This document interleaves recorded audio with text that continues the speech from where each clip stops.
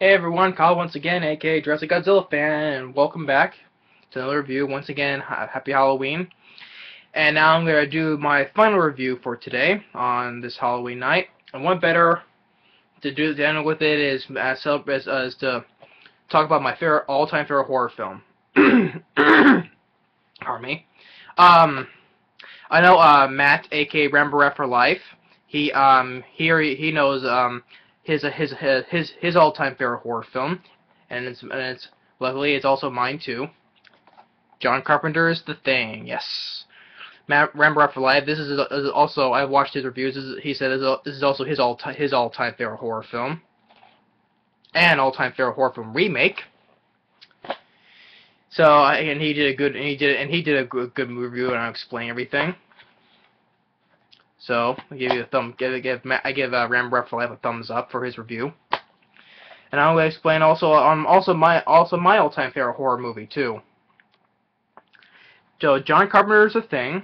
I do like this. I do have the poster of back there, but I'll probably show you at the end of my review. But I do it's not this poster. It's a different poster though. But I do like this poster here. So John Carpenter's The Thing, once again directed by John Carpenter, who directed Halloween, The Fog, and among other great horror films, including Assault and Precinct 13. And what can I say about this film? This film is I have nothing but praise for. This is a great horror film. Great special effects, great actors, great atmosphere. Because it stars Kurt Russell, which Kurt Russell used in a couple of his films too, like Big Trouble in Little China and Escape from L.A. and New York. And you also have Wilford Brimley from Ron Howard's Cocoon and the sequel, and Hard Target. Keith David, Volcano, John Carpenter's They Live, and also well-known voice of Goliath in the Disney series Gargoyles. And it was released June 25th, 1982, and well, unfortunately, it didn't do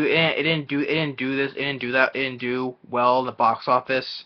I mean, it made $19 million in the U.S. on a budget of $15 million, but mainly the reason because at the time during the summer, everybody was seeing Steven Spielberg's E.T. the Extraterrestrial, which is another classic film, but everybody was seeing more. And that film was taking away box office records, weekends, and hardly any people went to see this film, and everybody went to see that film, I like E.T., but I just love this best alien film of all. So that's the reason why I didn't make the big bucks on this, which is sad because it has an 8.1 on IMDb, which is fantastic, and has I believe it was a 76 on Rotten Tomatoes, which is 79% Rotten Tomatoes, but which is good because when it came out, they praised the special effects in this, which is amazing, which look really amazing. They look really amazing, but I believe that they criticized it more on I believe on the plot was. Roger Ebert, he called the film disappointing, saying that he found it scary that it was a great barf bag movie. He criticized it felt the characterizations and illogical plot elements. So he gave it 2.5 stars. Which I like Roger Ebert, but I don't see how the characterizations or the plot was disappointing about that, because I don't see this is not disappointing whatsoever. Yeah, other critics praise the special effects, which is great, but I don't understand why the plot and the characters like were was poor. I don't get it. But like I said, the special effects were amazing, which I'm glad they got praised for, because you see it on the screen how they were. They look fantastic, awesome, amazing. Any word, any positive word like those you could think of. Yeah, so it's like I said, it didn't do well in the box office. It opened up at number 8. Number 8. Oh, gee, I know there's another film that did very terribly at the box office, and that film opened up number 8. That film right there, Deep Rising, that also opened up at number 8. Yeah, but yeah, I say because it was due to the release of E.T. the Extraterrestrial that was released 2 weeks earlier. So, but I thought everything about this was perfect. Characters, the atmosphere, the setting. Where it's in the Antarctica. Even though this was the remake of the 1951 The Thing from Another World, which I do enjoy, but I just enjoy this a lot more. It did things a little differently because John Carpenter, he wanted to do his own thing on this, which he did fantastically. So it starts. It's in 1982 in Antarctica. It shows where the spaceship shows hitting Earth. But then it cuts to 1882 in Antarctica. It shows a helicopter chasing a dog through the snow, shooting at it, throwing grenades, trying to make it explode. And it goes to the American outpost where Kurt Russell as McCready and his crew, and they're just sitting, sitting around, kicking back, playing ping pong, And like first time you see Kurt Russell, he's playing the computer chess game, and he's like the Chris's checkmate, and he pours ice in the computer and says cheating bitch. And then they all see the helicopter. It lands, and the Norwegians, who they find out throws a grenade behind, and it explodes, kills one Norwegian guy, and blows up the helicopter. And the guy speaking in Norwegian, tell him, you can tell he's trying to tell him that's not a real dog, tell him to get back, so he's trying to shoot it. But the guy Gary, he shoots the guy in the eye and kills him. But he'll be able to shoot one guy, Bennett, in the leg. And they try to contact to get help, but they can't. So the doctor, he wants to go up there to their camp, and Kurt Russell is a helicopter pilot, so he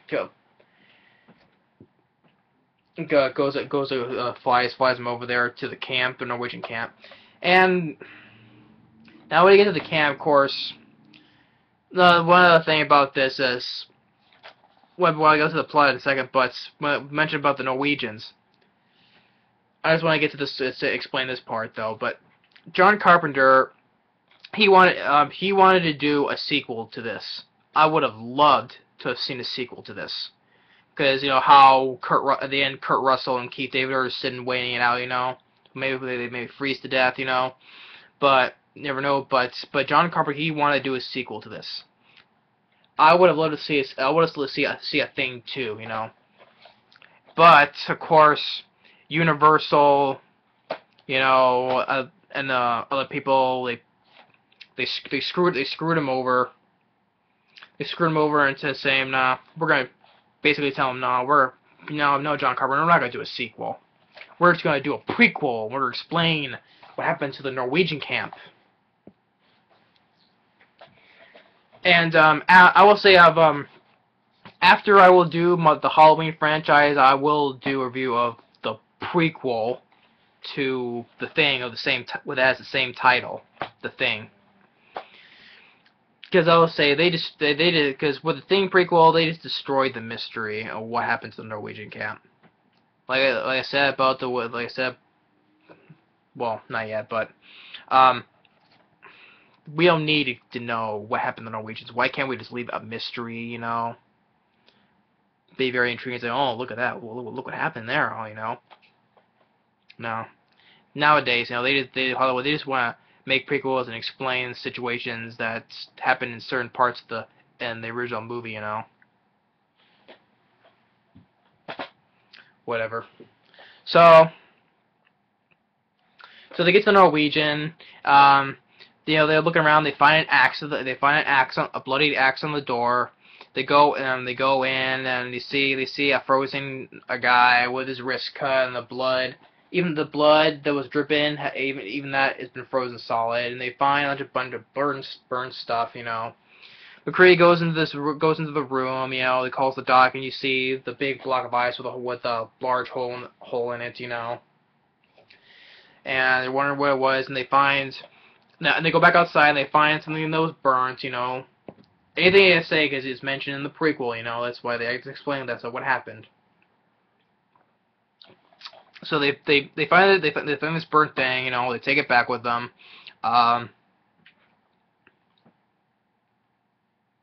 So they examine it. It was like two. It looked like it was two heads. Molded together or split apart.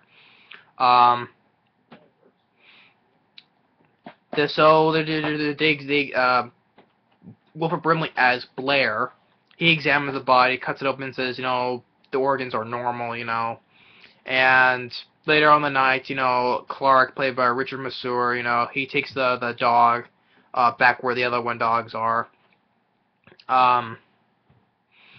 And as he leaves, all the dogs are growling and barking at it because they know that the dog is not really a dog. You see the dog, the face split open, and it starts growing up spider legs. Like one dog is so scared, it starts ripping the fence metal with its teeth. And to me personally, I just think like in horror movies, when about animals getting killed, it's a personal thing with me that. About animals getting killed. I don't like seeing dogs or a horse or even rats, getting eaten or attacked or something like that. It's better if the animals have to suffer, but if it's the best in the movie, but what can I say, But the thing attacks the dogs. Richard Masur, he comes back. You see only two dogs get out of there, but Kurt Russell here suddenly pulls the alarm, and Keith David comes in with a flamethrower, and they see this moldy thing with a multiple dog head, growling, and it's consuming the rest of the dog. They shoot at it, it does nothing. Keith David sees it, and you see like I said, the special effects in this looks really good, and especially when. Keith David's looking at the thing. You see this thing split open, and it opens like a flower mouth with teeth in it, And then really well done special effects. Especially no CGI. There's no CGI in this movie. All of the special effects are really well done, practical, modeled effects. That's why I love about this. One thing I love about this movie. Not only just the effects and everything, but this is. Bigger budget films like Prometheus, but they should, they have like a bigger budget. Why can't this? Why is it that big budget films like stuff like other sci-fi horror films like those films like Prometheus and other such, the big money, and the effects of them look really beyond shitty, but. Yeah, these here are from the 80s, they look really great special effects, It just blows my mind. It just blows my mind that how the effects like those are still look better than the stuff in the special effects today, It just really blows my mind, how stuff like that from back then are still look as good as special effects are done today. But Hollywood will never learn. They'll never learn. Like I said before, they don't listen to fans. They won't listen to me. They'll probably not look at my channels, or look at anybody's channels. They just want to continue doing what they want, and not learning from their mistakes. But so they burn it, they put it out, and they all Blair examines it and tells them that it's a life form that replicates, imitates its prey. It was imitating these dogs, has like multiple dog heads. So like with the scene where Bennett and Windows they look at the rest of the burnt body from the camp.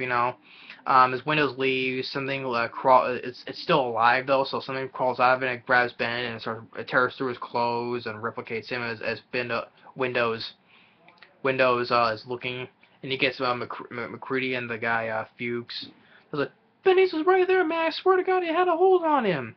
And they see Ben running, but it's not really him because the hands are like aliens, starts yelling, and they burn it.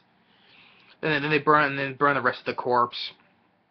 Then he sees Blair running inside, and he smashed up the chopper to bits, and he hears a gunshot, runs inside.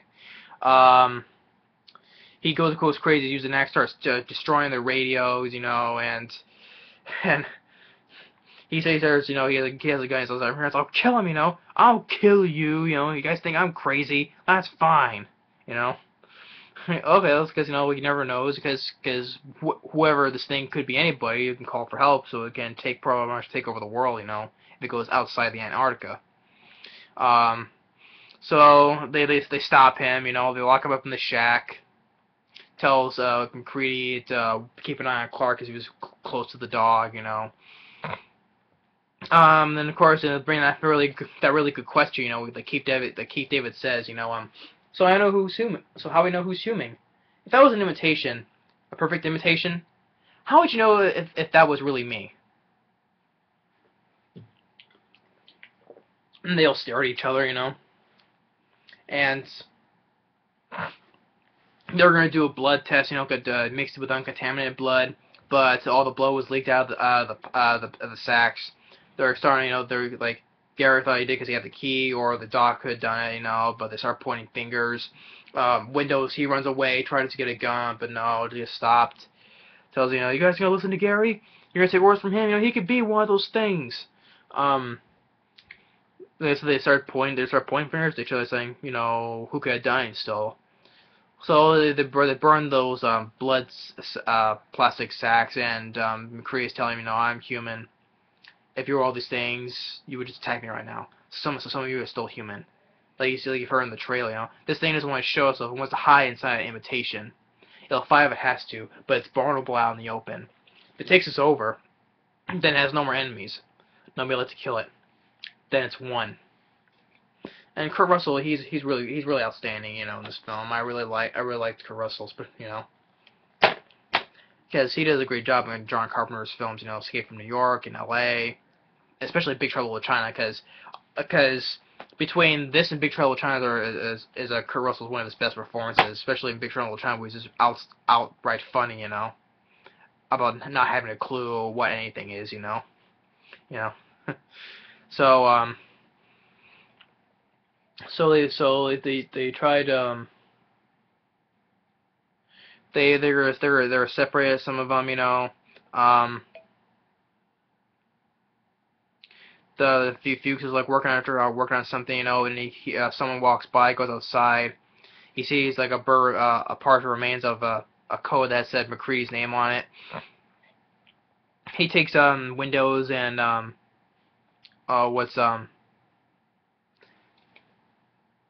what's his name, the black guy, and played by T.K. Carter. What's that guy's name?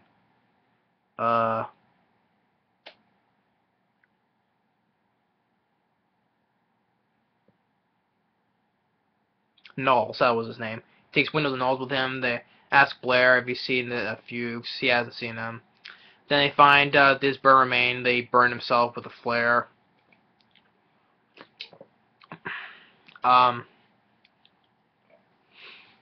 McCree takes Knowles out because he said he turned the lights off in his shack, but they're still lit. Windows goes back outside, tells them, what happened, and they've been out for a long time, so they start barricading the doors. Knowles comes in and tells them, thinking that McCready is one of them, because he found his remain of his jacket, has his name on it. They hear a crash in the window in the supply room. Kurt Russell, he got through, Keith David chops the door open, and McCree, he gets like a flare and holds it to a fuse of a pack of dynamite, Anyone comes near me, then the whole camp goes, He gets into a little scuffle with two of them, and he tells them he means it. Then the guy, Norris, he stopped breathing, so they put him on the table. The doc gets the defibrillator, and of course that's another great scene, where he gets it. He's about to sit down. This thing, where his stomach opens up with teeth and just bites the doc's arms off. This is really John Carpenter. He's a guy who uses old school, who sticks with the old school special effects. That's why I love John Carpenter in most of these films, because he sticks with the old school special effects, mostly practical effects. Yeah, a couple of films, he uses a little CGI usage, but most of the time he uses the old school special effects. That's why I love about John Carpenter. He sticks with the old school stuff. Even in Ghost of Mars, yeah, he uses a little CGI usage, but even in Ghost of Mars, there was still use some of practical effects.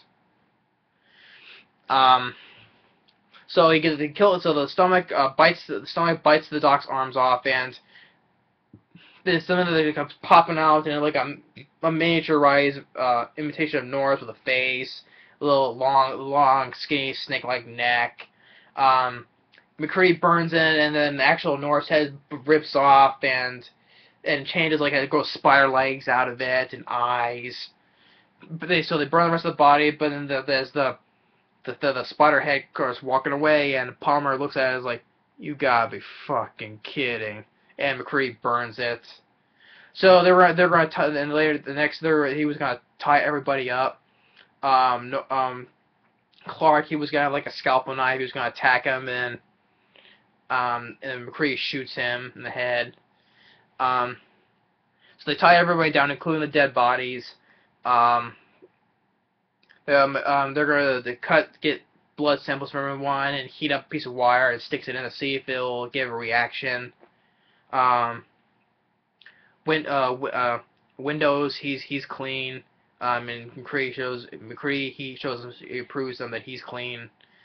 The dead bodies, Doc and Clark, are clean, because Child's like, and Clark was human, huh?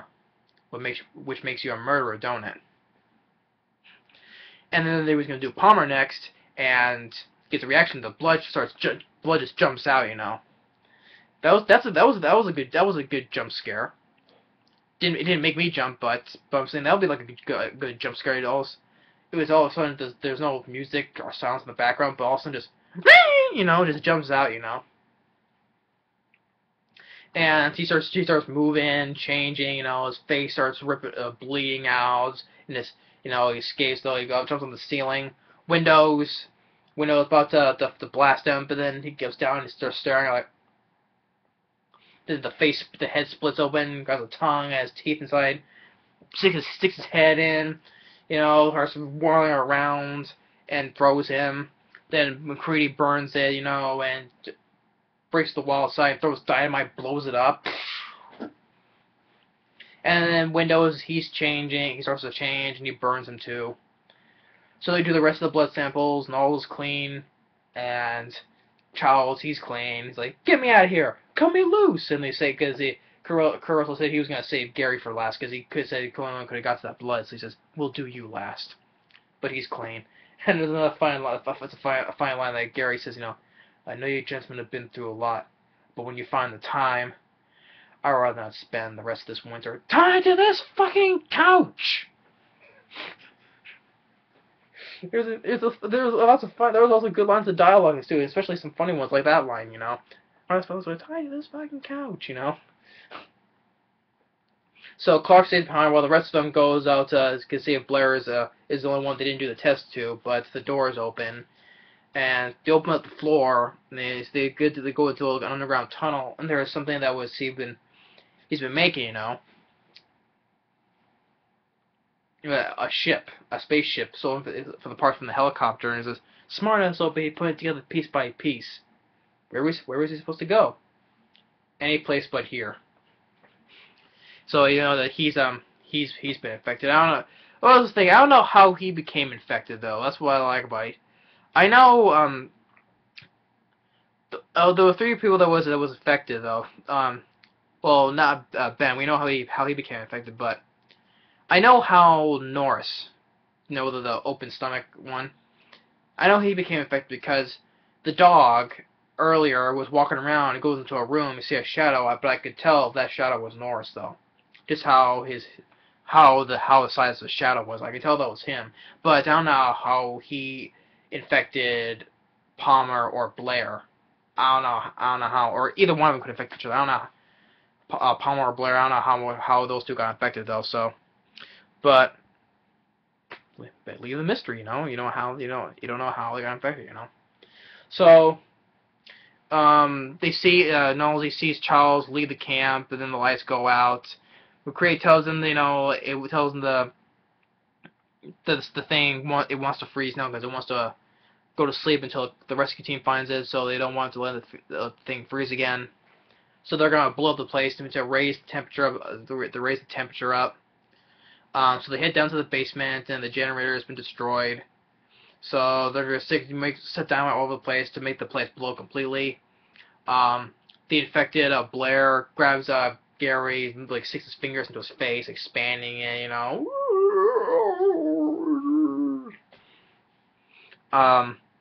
Then Knowles hears the noise. He goes and sees it, but he dies off screen. But you don't see him die, so he just dies off screen. Then McCrae knows nobody's around, so he starts lets a stick of dynamite, and then the floor moves, and a tentacle grabs the handle. They push down, and it causes things to explode. It grabs that and breaks it.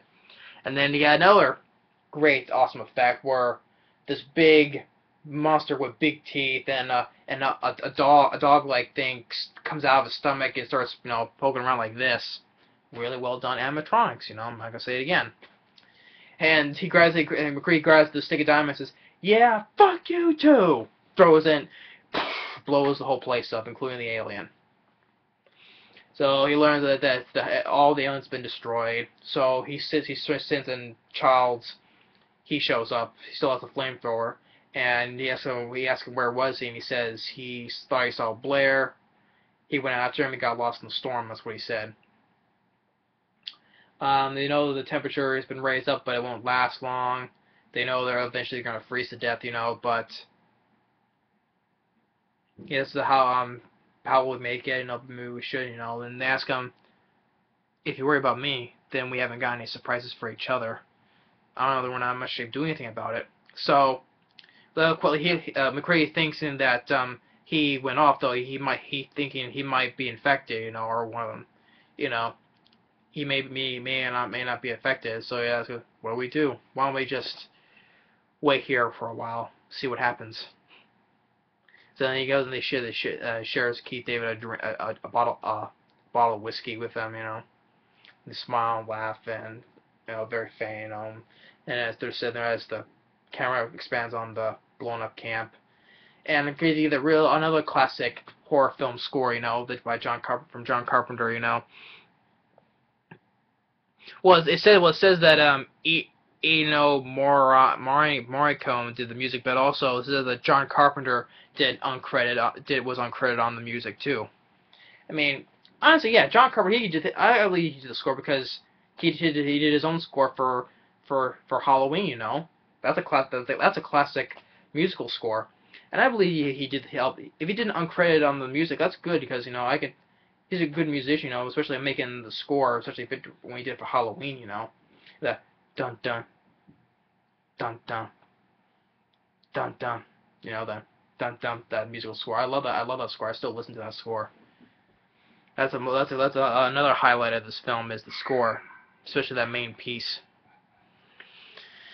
And yeah, so John Carpenter is the thing. I love this film to death. It is my all-time favorite horror film and horror film remake. Definitely the best. I love, how it's like in the Antarctica, especially because it's based on the short story Who Goes There. And let's say anything.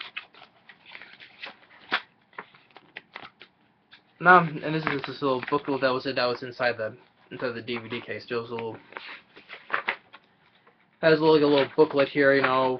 There's like with booklets on the setting stuff. There's John Carpenter right there, and the settings and the makings of it.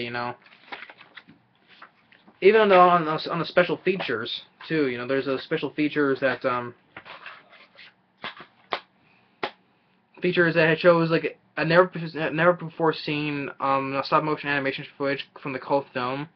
Has a running commentary with Kurt Russell and John Carpenter. It has a 80-minute documentary.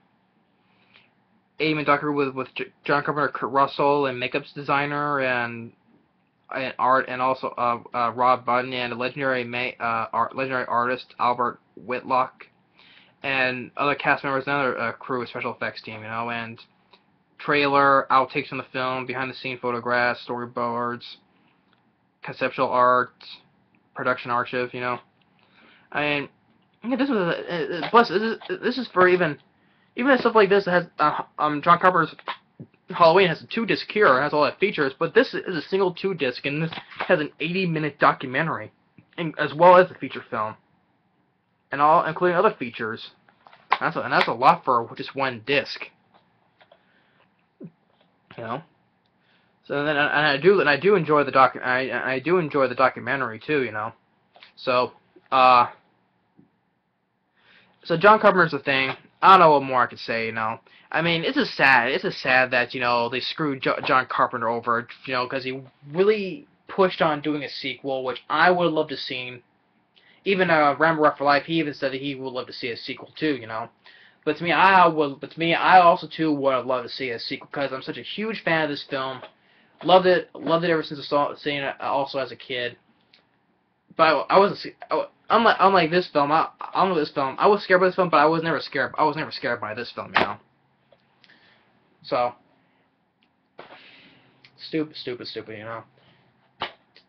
No sequel, but they're gonna do a prequel because they want to explain what happened to the Norwegian camp. Have they ever heard of the word mystery? Mystery, Mystery. Leave it a mystery. Think for yourself of what happened at the Norwegian camp. It's the same thing with Prometheus. It destroyed the mystery of the original alien. You don't need to know. You can just think. Whatever happened to just think on your own, thinking in your own mind, what could have happened, to the Norwegian camp, or what happens, the space jockeying alien, the tomb part there. No, they just want to explain everything, oh, this would happen, that would happen, look at this is what happened, no. That's why majority of the time, I just don't like prequels. Except for 2. That's Indiana Jones 2 and Tremors 4, The Legend Begins.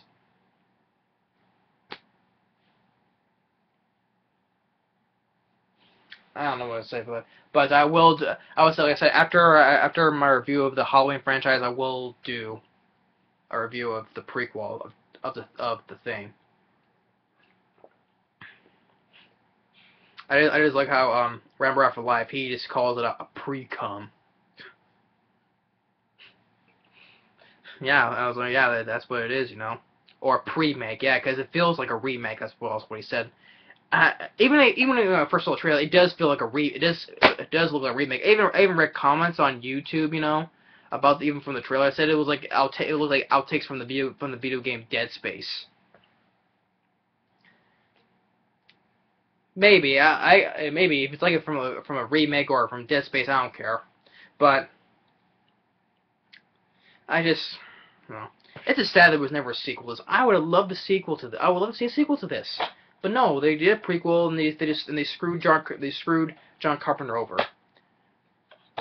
Others, you know, they always seem to screw with John Carpenter a lot. Even with Big Trouble in Little China, they screwed him over too. You know, because you know, especially with why that film was a flop. You know, because due to poor advertising. You know, especially because this was Universal, and he goes to 20th, and Big Trouble in Little China was Universal, or was 20th Century Fox, and they screwed him over there.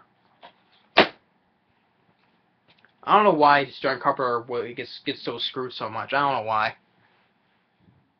But anyway, so this is going to conclude on my reviews for this year's Halloween. So check on the reviews of these: Hitcher, classic; John Carpenter's Halloween, pure classic. Which I now next time I will get started on this franchise. So next time I will get to Halloween 2. And John Carpenter's Thing, my all-time favorite horror film, and I will do a review of the prequel too. And Matt, Rammer for Life, he did also great reviews on all three of these films. Great reviews, and especially this one and this one. So I just want to wish everybody have a happy Halloween. Get lots of candy, you know, trick or treat, whatever. So, thanks for watching, and stay tuned for the next review. Stay tuned for Halloween 2, and the second film in the Halloween franchise, Halloween 2, More of the Night That He Came Home. So thanks for watching, and stay tuned.